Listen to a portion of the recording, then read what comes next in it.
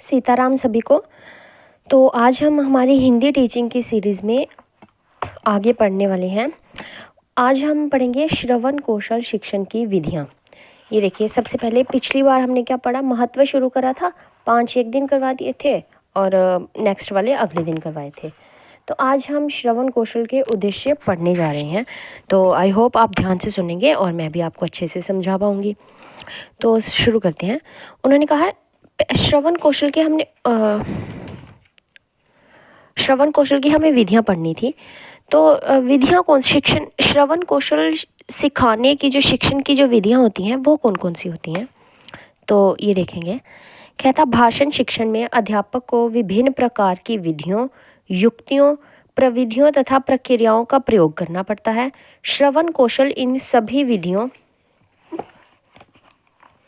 एवं प्रविधियों का अनिवार्य अंग है। देखिए, उसने क्या कहा है कि जब अध्यापक हमें क्लास में पढ़ा रहे होते हैं ना, तो उन्हें कई सारी विधियों का, प्रक्रियाओं का प्रयोग करना पड़ता है हमें समझाने के लिए उस टॉपिक को, है ना। कई बार एग्जाम्पल देते हैं, कई बार प्रोजेक्ट के थ्रू समझाते हैं, 3D एनिमेशंस के थ्रू समझाते हैं, 2D एनिमेशंस के थ्रू, डायग्राम, चार्ट्स आदि के थ्रू पढ़ाते हैं, समझाते हैं, एग्जाम्पल्स देते हैं तरह तरह की, है ना। तो कई सारी विधियाँ। अब पर मेन बेस तो यही है ना, जिससे भी पढ़ाना है भाई, पहले वो कुछ बोलेंगे तो हमें क्या है, सुनना है। जब तक हम सुनेंगे ही नहीं, हम बस अगर कानों में उंगली डाल के बैठ जाएंगे तो क्या हमें मैम प्रोजेक्टर से समझाए, 3D एनिमेशन से समझाए, हमें थोड़ी ना समझ आ जाएगा। हमें पहले सुनना पड़ेगा। तो ये सब क्या है, श्रवण कौशल जो है इन विधियों का अनिवार्य अंग है। आगे उसने कहा भाषण शिक्षण के लिए किसी भी विधि का प्रयोग किया जाए उसमें श्रवण कौशल का शिक्षण स्वतः होता रहता है। अब पढ़ाते वक्त जब भी कुछ भी किसी भी विधि का प्रयोग किया जाए, शिक्षण को श्रवण कौशल तो चलता ही रहता है। सुनना ही तो है हमारा, एक ही तो काम होता है। उदाहरण के तौर पर यदि छोटी कक्षाओं में किंडरगार्टन विधि, मोंटेसरी विधि या खेल विधि का प्रयोग होता है तो बच्चे को कई निर्देश देने होते हैं। इन निर्देशों को सुनने और समझने से बच्चों के श्रवण कौशल का विकास स्वतः होता रहता है। ये मोंटेसरी विधि, जो किंडरगार्टन विधि है, ये खेल विधि आदि में क्या होता है कि निर्देश दिए जाते हैं बच्चों को, ऐसा करना है, ऐसा नहीं, इंस्ट्रक्शंस दिए जाते हैं। तो उसमें भी तो स्वतः हम सुनते ही रहते हैं, उसके कारण भी होता है, क्या होता है, श्रवण कौशल का विकास होता है स्वतः ही, मतलब अपने आप ही होता रहता है। बड़ी कक्षाओं में अध्यापक क्रिया विधि, आगमन, निगमन, इंडक्टिव और डिडक्टिव मेथड्स जो होते थे उनसे, प्रोजेक्ट विधि जो मैंने बताया, और इन सब विधियों का उपयोग करके यूनिट मेथड्स जो होते हैं, इन सब का यूज़ करके वो पढ़ाते थे। तो जगह जगह पर क्या होता है, मौखिक भाषा का प्रयोग करना होता है, मतलब बोलकर वो समझाते हैं। और जब वो बोलकर समझाते हैं तो हम क्या करते हैं, उन व्याख्याओं को सुनते हैं, जिससे कि हमारा श्रवण कौशल जो है स्वतः है उसका शिक्षण होता चला जाता है और श्रवण कौशल का विकास भी होता चला जाता है। अच्छा, अब श्रवण कौशल के विकास के लिए निम्नलिखित कौन कौन से साधन जो है उनका प्रयोग जो है वो किया जा सकता है। अच्छा, तो सबसे पहला जो साधन है वो है खेल विधि। खेल विधि क्या होता है, हम सबको पता है, खेलना हमें सभी को ही बहुत पसंद है। जब भी हमें, मान लीजिए अब फिज़िकल एजुकेशन में खेलें होती हैं, जैसे खो खो है, बैडमिंटन है, तो इनका जब हमें इन्हें हमें टीचर को समझाना होता है तो हमें टीचर समझाते कैसे हैं, हमें बोलते हैं चलो आज हम आपको एक खेल खिलाएंगे, तो चलो हमारे साथ चलो, हमें प्लेग्राउंड में ले जाते हैं और वहाँ जो है खिलाना शुरू कर देते हैं। जिससे कि अगर हमें टीचर क्लास में ही समझाएं कि भाई खो खो में 9-12 बच्चे होते हैं, 9 खेलते हैं, 3 ऐसे करते हैं, जो ये पतली वाली साइड्स होती हैं वो कोर होती हैं, वो बीच वाली जो होती हैं वो 8 होती हैं, 8 कोर होती हैं। तो हमें क्या पता चलेगा कि क्या बोल रहे हैं, हम तो कर देंगे ना हाँ हाँ ठीक है, लेकिन पता तो कुछ भी नहीं है। लेकिन वहीं अगर वो हमें खिलाकर पढ़ाएंगे तो हमें धीरे धीरे पता लगने जाएगा ना। अगर वो कहेंगे आपको आगे पीछे मुँह करके बैठना है, हम ध्यान ही नहीं देंगे, आधे बच्चे तो समझे ही नहीं पाएंगे कि कैसे बैठना है, आगे पीछे का मतलब क्या बैठना है। या अगर वो कहेंगे ये वाला दौड़ेगा तो 3 पकड़ेंगे, तो क्या 3 पकड़ेंगे, अगर इनमें से बीच में से नहीं निकलना, तो अगर ध्यान से हमें वो पढ़ाएंगे, खिलाकर नहीं बताएंगे तो हम कैसे मतलब समझ पाएंगे, है ना। हम सोचेंगे ऐसे ही, पता नहीं क्या ऐसे क्या क्या बोले जा रहे हैं, तो हम उसको हल्के में ले लेंगे और हमें समझ भी नहीं आएगा। लेकिन अगर वही हमें खिलाकर पढ़ाएंगे ना, खिलाएंगे जब वो खो खो, तो हम खुद ही उसके सब कुछ समझ आएंगे। और जब हम उसको पढ़ेंगे तो हम देखेंगे कि अरे ये तो हमने अभी अभी करा, ये तो पता ही है, ये भी तो पता ही है। तो चलिए इसे पढ़ते हैं। प्रारंभिक कक्षाओं से ही श्रवण कौशल का शिक्षण प्रारंभ होता है। हमें स्टार्टिंग की जो क्लासेस होती हैं, स्टार्टिंग से ही एक तो श्रवण कौशल का शिक्षण प्रारंभ हो जाता है और करना भी चाहिए। इस स्तर के बालक खेलों में अधिक रुचि रखते हैं। जब हम छोटे होते हैं ना, तो हम बहुत खेलों में इंटरेस्टेड होते हैं, नहीं? इसीलिए खेल विधि को श्रवण कौशल के विकास के लिए अपनाया जाना चाहिए। अध्यापक ऐसे खेल अपनाएं जिनसे उनमें सुनने की शक्ति तीव्र हो। जैसे अध्यापक छात्रों को निर्देश दें कि कुछ शब्द एक ही बार बोले जाएंगे, उन्हें आपने ध्यान से सुनकर स्मरण करना है। अब देखिए, जब खेल के लिए इंस्ट्रक्शंस देता है ना कोई टीचर, तो उन्हें ऐसा कहना चाहिए कि देखो इस खेल में ऐसे ऐसे होगा, इंस्ट्रक्शंस दे रही हूँ मैं, और ध्यान से सुन लो, और जो है अभी से मतलब स्मरण कर लो, मैंने इसके बाद इसको बार बार रिपीट नहीं करना है। तो अगर टीचर ऐसे एक बार इंस्ट्रक्शन दे देगी, ये बता देंगे, तो बच्चे क्या हैं, झट से एकदम बिल्कुल ध्यान से सुनने लग जाएंगे, है ना। कोई भी ढील नहीं डालेंगे और बिल्कुल ध्यान से सुनेंगे, क्योंकि उन्हें पता है कि ये शब्द बार बार नहीं दोहराए जाएंगे, और अगर नहीं दोहराए गए, हमने नहीं ध्यान से सुना, तो हमें पता भी नहीं चलेगा। आगे क्या है, तत्पश्चात उन्हें उच्चारित करना है। जो बालक सुनकर अधिक शब्द स्मरण करेंगे, उन्हें उतने अंक प्राप्त होंगे। अच्छा, तो ऐसा भी किया जा सकता है कि वो उन्हें कहें कि हम जो बोलने जा रहे हैं ना अभी, उसको ध्यान से सुनो, और इसके बाद आप लोगों ने बोलना है। जितने बच्चों ने जितने शब्द बोलेंगे, उन्हें उतने उतने मार्क्स मिलेंगे। और एक क्या हो जाएगा, एक तो खेल विधि भी हो गई, या अगर कोई खेल के इंस्ट्रक्शंस देने हैं तो खेल भी हो गई, पढ़ाई की पढ़ाई हो गई। और उससे क्या है, इंस्ट्रक्शन को सुनते वक्त बच्चे ध्यान से सुनेंगे, और उससे क्या होगा, उनकी जो श्रवण कौशल है उसका स्वतः ही विकास होता जाएगा, और उन्हें श्रवण कौशल का शिक्षण भी स्वतः उनका प्राप्त होता जाएगा। तो ये हो गई हमारी खेल विधि। आगे हम पढ़ेंगे, दूसरी है सस्वर वाचन। सस्वर वाचन का मतलब होता है बोलना, या ऊंचे ऊंचे बोलना, है ना। पढ़ते वक्त बोलते बोलते बोलते पढ़ना, ये होता है सस्वर वाचन। स्वर में पढ़ना वाचन शिक्षण का अनिवार्य अंग है। अब जो बोलते हैं कि जैसे बोलकर पढ़ना, अभी मैं बोलकर ही पढ़ रही हूँ, तो ही तो आपको समझ में आ रही है। अगर मैं ऐसे करूँ, चुप हो जाऊँ और अपने मन में पढ़ती रहूँ, क्या आपको समझ आएगी? बिल्कुल भी नहीं। इससे श्रवण कौशल के शिक्षण एवं अभ्यास में भी सहायता मिलती है। जब बिल्कुल सही बात है, अगर कोई बच्चा क्लास में, जब हम देखते हैं टीचर रीडिंग करने के लिए बच्चे को खड़ा करती है, तो उससे क्या होता है, हमारे श्रवण कौशल के शिक्षण, हम सुनते हैं, उससे हमारे शिक्षण और अभ्यास दोनों में सहायता मिलती है। किसके? श्रवण कौशल के। हमारा सुनने का जो स्किल है वो डेवलप होता है, उसकी हमें टीच मिलती है, टीचिंग हम उसकी अच्छे से सीख पाते हैं, है ना। आगे क्या है, अध्यापक को आदर्श वाचन करते समय या किसी विद्यार्थी द्वारा वाचन कराते समय विद्यार्थियों को सचेत कर देना चाहिए कि वह वाचन को ध्यानपूर्वक सुने। जब वो किसी बच्चे को रीडिंग के लिए खड़ा करता है ना, तो टीचर को क्या कह देना चाहिए कि अभी इसको ध्यान से सुन लेना है, ठीक है। ढील नहीं डालनी है किसी बच्चे ने, ये नहीं कि हम पढ़ा रहे हैं और बच्चे बातें करी जा रहे हैं। पहले ही कह देना चाहिए कि भाई अब हम पढ़ाने लगे हैं, ध्यान से सुनो। सस्वर वाचन का आदर्श रूप प्रस्तुत करने के पश्चात अध्यापक को अन्य विद्यार्थियों से सस्वर वाचन करवाना चाहिए।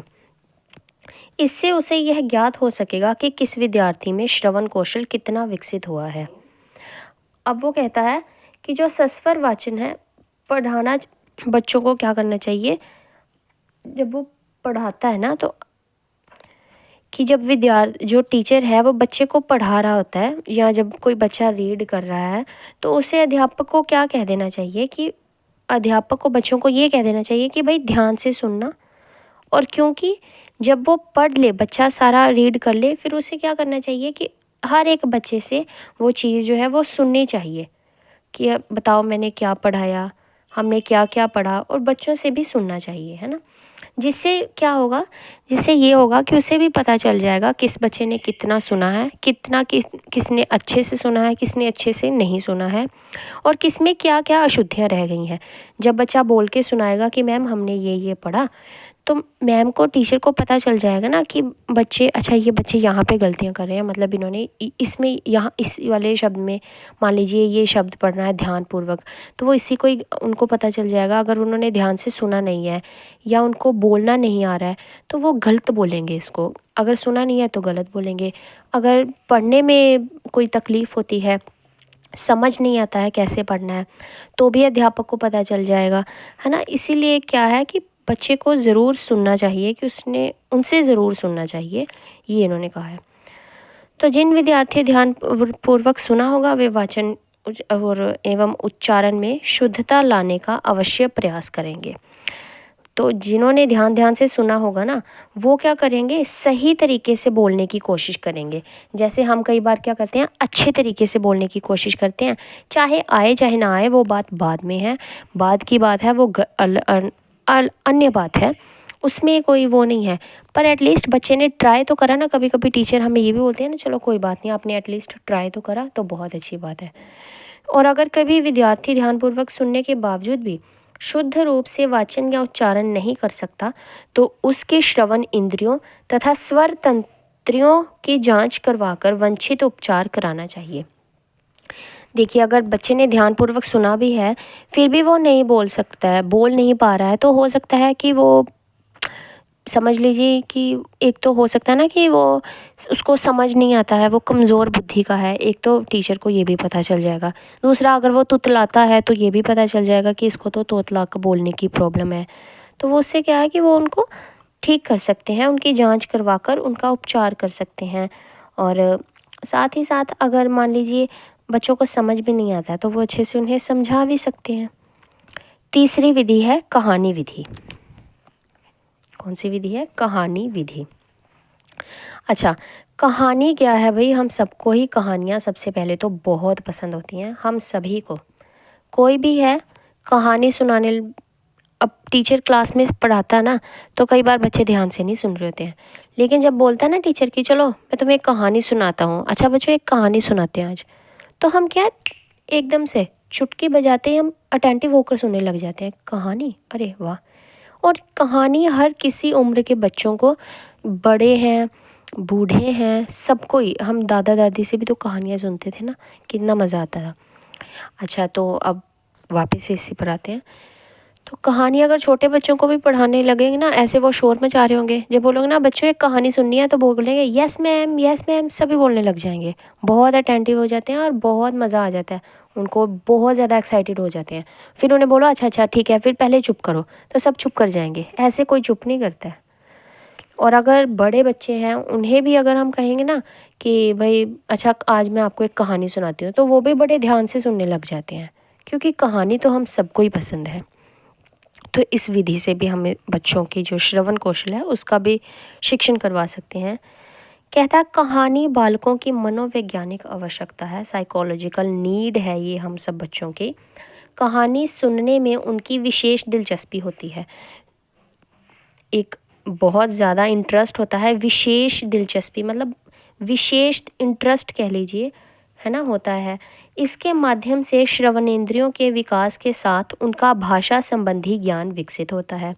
बिल्कुल, एक तो जब हम उन्हें कोई कहानी सुना रहे होते हैं, तो एक तो उनके श्रवण कौशल का विकास होता है, श्रवणेंद्रियों का विकास होता है, और साथ ही साथ उनकी भाषा में भी उनका ज्ञान का विकास होता है। जैसे जैसे हम कहानियाँ पढ़ते हैं, आप कोई इंग्लिश लैंग्वेज ही ले लीजिए, जैसे जैसे हम इंग्लिश पढ़ते जाते हैं हमारी वोकेबलरी भी तो अच्छी होती है जाती है ना, हमें इंग्लिश आने लग जाती है। वैसे ही भाषा है कि जब हम कहानियाँ सुनते हैं या पढ़ते हैं तो उससे क्या होता है, हमारी भाषा भी विकसित होती है, हमें नए नए वर्ड्स का पता चलता है। शिक्षाप्रद कहानियों में उनमें नैतिक मूल्य पैदा होते हैं। अध्यापक को कहानी बहुत रोचक ढंग से सुनानी चाहिए, जिससे विद्यार्थियों की उत्सुकता आखिर तक बनी रहे। अच्छा, अब नैतिक मूल्य क्या होती हैं? Moral values. मोरल वैल्यूज़ जैसे बड़ों का आदर सत्कार करना, झूठ नहीं बोलना, बेईमानी नहीं करनी, लड़ाई नहीं करनी, लड़ाई झगड़ा नहीं करना है, ऐसा कोई भी गलत आचरण नहीं करना है जो असभ्य और असामाजिक हो या जिससे हमारे समाज में कोई दुविधा उत्पन्न हो हमारे कारण या हमारे किसी आचरण के कारण। ऐसा कुछ भी हमें जो है कार्य नहीं करना है। ये जो नैतिक मूल्य हैं उनके पैदा होते हैं। जैसे अगर हम ईमानदार लकड़हारे की कहानी सुनाएं तो उससे क्या होता है, ईमानदार लकड़हारे की कहानी जब बच्चा सुनता है तो उससे उसमें ईमानदारी का गुण विकसित होता है, क्योंकि उसे पता है कि ईमानदार लकड़हारे को ना उसने ईमानदारी करी थी तो तीनों की तीनों उसकी जो कुल्हाड़ियाँ थी उसको दे दी थी नीर देवता ने, जो जल देवता थे। तो इससे क्या है, उनका नैतिक मूल्य बढ़ा ना, उसमें नैतिक मूल्य ईमानदारी का मूल्य पैदा हुआ। और साथ में उन्होंने कहा है अध्यापक को कहानी बहुत रोचक ढंग से सुनानी चाहिए ताकि बच्चे बोर ना हो जाए। ऐसे नहीं करी जाना एक कौवा प्यासा था और जल में पानी, घड़े में पानी थोड़ा था, बच्चों फिर उसमें पानी नहीं था, वो कंकड़ डालने लगा, तो बच्चे भी क्या बोरिंग हो जाएंगे, कहानी में भी वो उनको बोरिंग लगने लग जाएगा।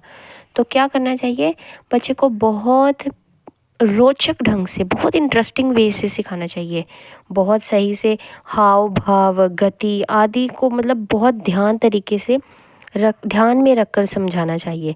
जैसे एक कौवा बहुत प्यासा था और पता है बहुत ज़्यादा गर्मी थी बच्चों।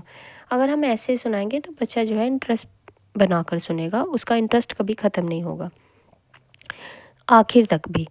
आगे है, कहानी उचित हाव भाव व मध्यम गति से सुनाई जाए जिससे श्रवण के साथ छात्र भाव ग्रहण करते जाएं। अगर हम बहुत तेज़ी तेज़ी से कहानी सुनाते जाएंगे ना तो बच्चों को वो भाव, वो जो है ना, जो जो वैसे उनके भाव होते हैं कि वो बहुत दुखी हो गया था, वो बहुत खुश हो गया था और वो रो रहा था क्योंकि उसकी कुल्हाड़ी नीचे गिर गई थी और अब वो कोई काम नहीं कर पाएगा। तो अगर वो ध्यान से सुनाएंगे, मध्यम गति से सुनाएंगे तो बच्चे बच्चे जो हैं उस भाव को ग्रहण भी कर पाएंगे, और अगर तेज़ी से सुनाएंगे तो वो उस भाव को ग्रहण नहीं कर पाएंगे। तो आज हम बस 3 ही पढ़ेंगे, नेक्स्ट हम अगली वीडियो में पढ़ेंगे। आई होप आप सबको समझ आया होगा। Thank you so much. Sitaram.